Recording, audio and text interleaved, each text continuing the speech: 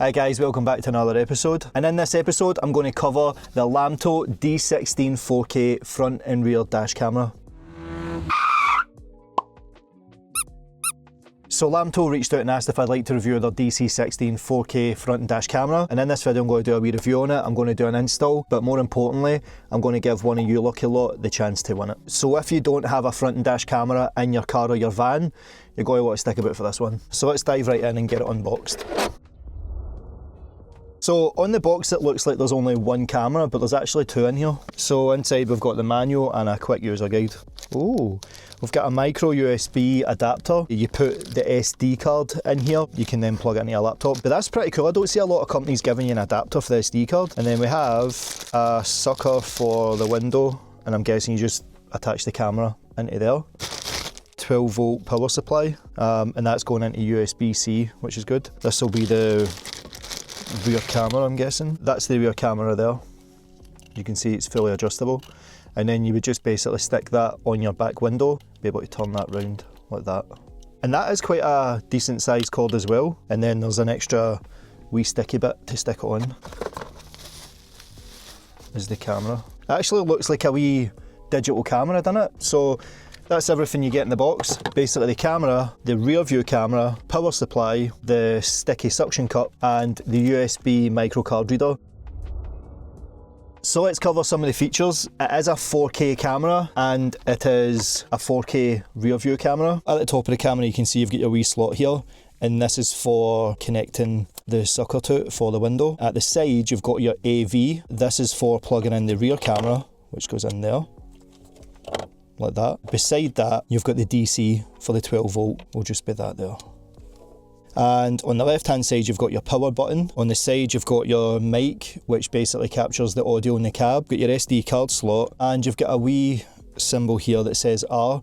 I think that might just be an indicator for recording maybe. And on the bottom, you've got your menu, down, OK, up, and mode buttons. But that's pretty much it. The system is a complete plug-and-play setup, so you don't need to hardwire into your leisure battery or your car battery. It's basically just 12 volts, so you can plug it in and use it when you need it. It does have 4K recording, but you can also change that to 1080, just if you want to save space. It also has loop recording, so you can set it from 1 minute, 3 minutes, and 5 minutes, I think. Once the memory card's full, it just overwrites itself and just continues recording. Pretty handy. You can also record the audio from the cab with this. On the footage it's got date and timestamps, which can be turned on and off in the settings, but we'll get into that. It's also got WDR, which is wide dynamic range, and it's kind of like optimizing and upscaling the footage, but I'm guessing it's going to use a lot more storage to do that, so whether you turn that on or not is up to you. So obviously I've got a front and rear dash cam installed already, but there's a feature on this it doesn't have, and that's G sensor, which basically stands for gravity sensor. And basically what that is it detects significant movement or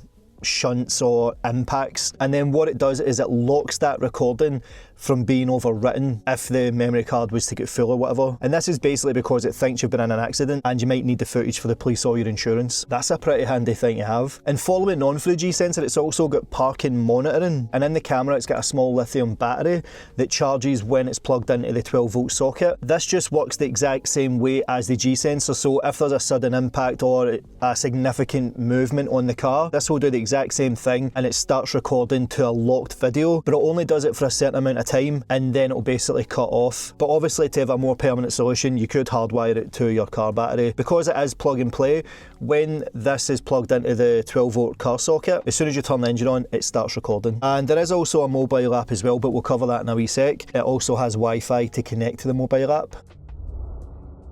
So let's get to installing it. As this is a plug and play setup, all you need to do is just run the wires, but you just need to make sure that your cable's long enough to go from the front windscreen all the way to the back. So because I've already got a front and rear dash cam installed, I'm not going to fully install this because, as I said at the start of the video, I'm going to let one of you lucky viewers win this, just so that you get the best installation possible. I'm not going to use the stickers and stuff.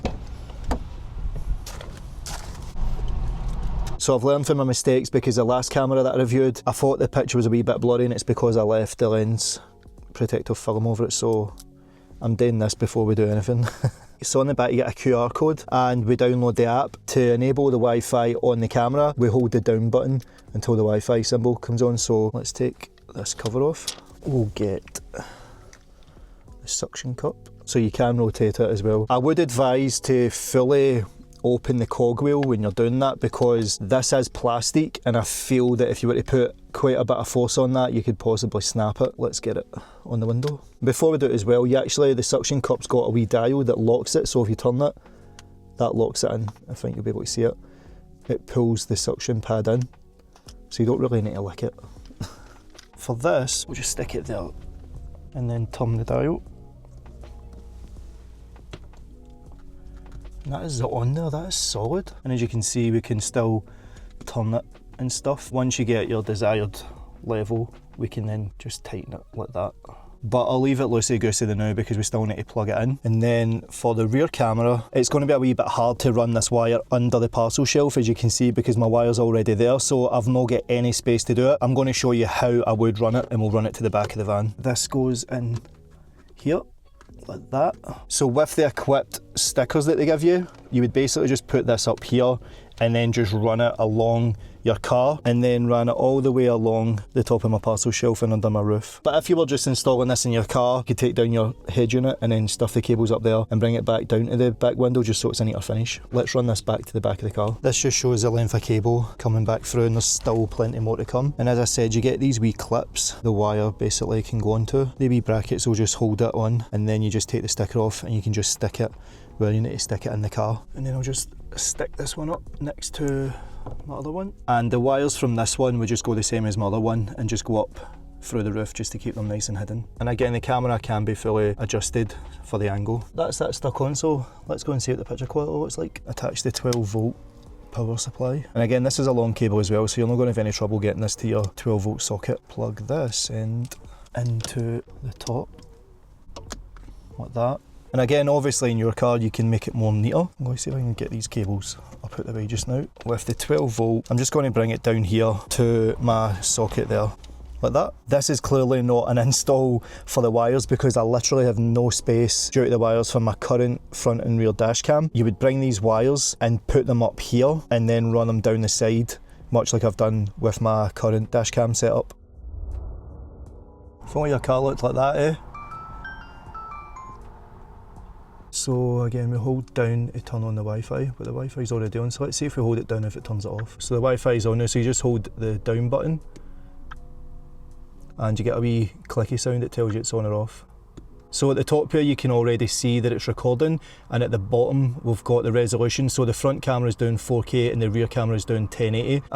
So I've actually just realised, so this is the main front camera feed and that's the reverse, so you can actually see the both of them at the same time. But overall, first impressions, I'm looking at the camera, it's actually pretty decent. So just remember the SD card is in the SD card slot when you get the device, so have a look. You can see there it's already in. So to get into the menu, you have to stop recording.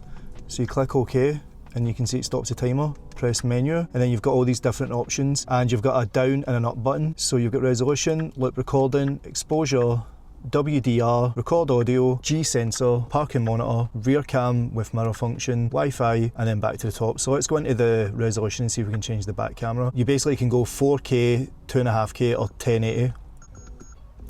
So we'll stay at 4K, loop recording.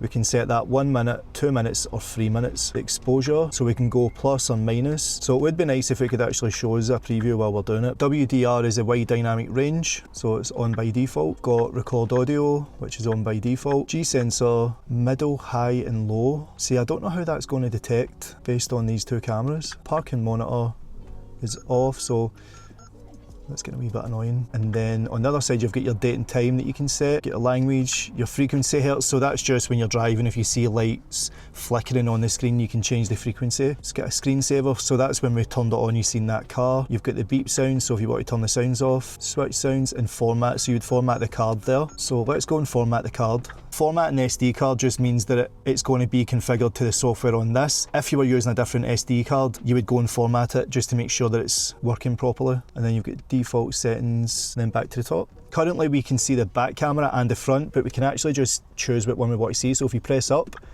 we can see the back.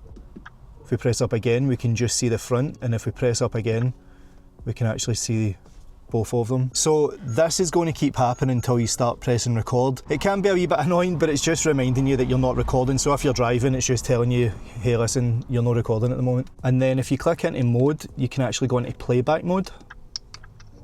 Aye, that's it pretty much set up. So with the app, you just want to scan that QR code. Once in, it should look like that, and then you just go in and then it will say add camera. So you're just going to make sure that the Wi-Fi is turned on, and then it comes on, and add camera.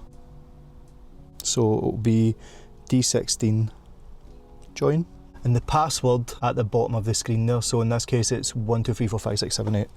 And then if we go back and add camera, you'll see it pop up there.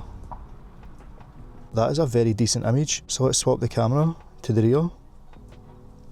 And again, I've not set it up properly, but from what I can see, like that is, oh, camera disconnected. So this is the third time trying to get the app working. You can turn the audio on and off, but you can also take a picture, so it's disconnected again.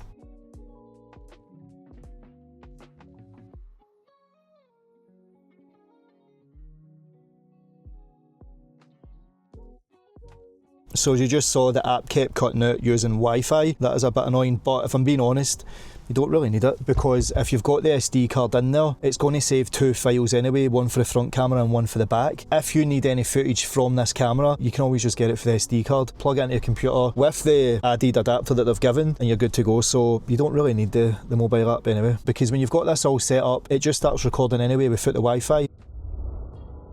So let's discuss a few of the pros and cons. Let's start with the pros. Picture quality is very, very good. You always get these kind of cameras that say that they've got 4K and it looks a wee bit washed out, or it looks a wee bit meh. This is actually pretty decent, and so is the rear camera. I would dare to say that the rear camera is actually better than the one I've currently got installed. I know I never put it at the right angle and you were sitting looking at a door or a wall, but from what I could see, the quality was actually pretty good. Another pro is I love the plug and play aspect of it. The fact that they've got the SD card, but also included an SD card to USB reader. And also the one that surprised me as well is having 3 view modes. So obviously you can view the front camera, the rear camera, but you can also view the front and the rear at the same time. Let's talk about the cons. One of the biggest cons, as you probably saw, when I was cycling through the modes, it kept saying you're not recording, you're not recording, and I had to click OK to basically pause the recording so that I could access the features. But with that, the camera constantly reminds you that you're not recording, so it's a bit annoying. The next one is the app. The app was nice and clean and easy to use, but it just kept losing Wi-Fi connection, and I was connected to my Wi-Fi in the house. But like I said, you don't need the app to actually use this. The app just makes it convenient for looking at the footage without having to look at this small screen. If for any reason you needed to take the footage off of this, it's just as simple as taking the SD card out, and again they provide you with the adapter to use it. So for me, I wouldn't use the app, I would just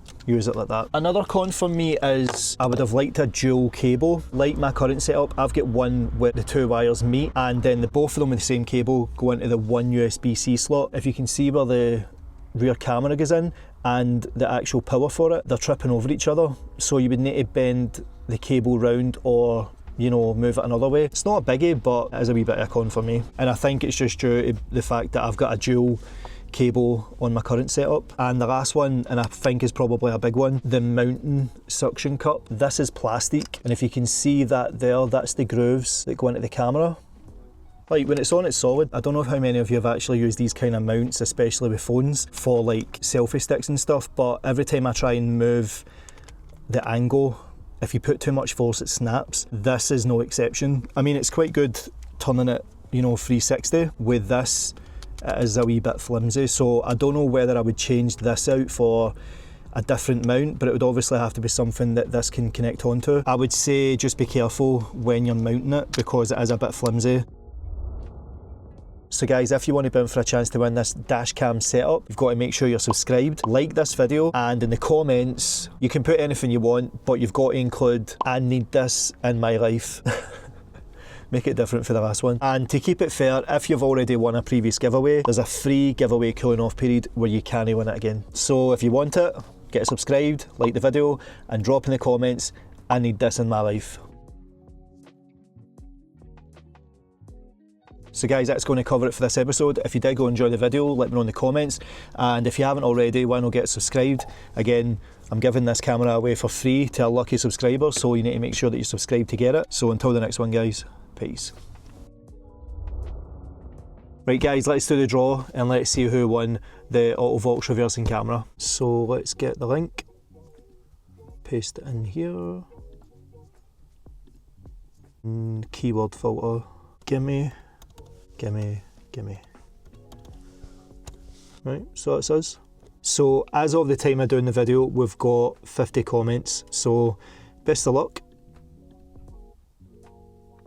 The reason why I'm laughing at Vivian winning this is because Vivian won the last giveaway, and because there was a week to claim it, I then drew it again and she won again. So Vivian, you're the reason why we've got a free giveaway cooldown phase, and where if you win it, you can't apply for the next free giveaways. And if this isn't a sign for you to put the lottery on, then I don't know what is. So congratulations to Vivian Green, 7486, you've just won the autovox reversing camera.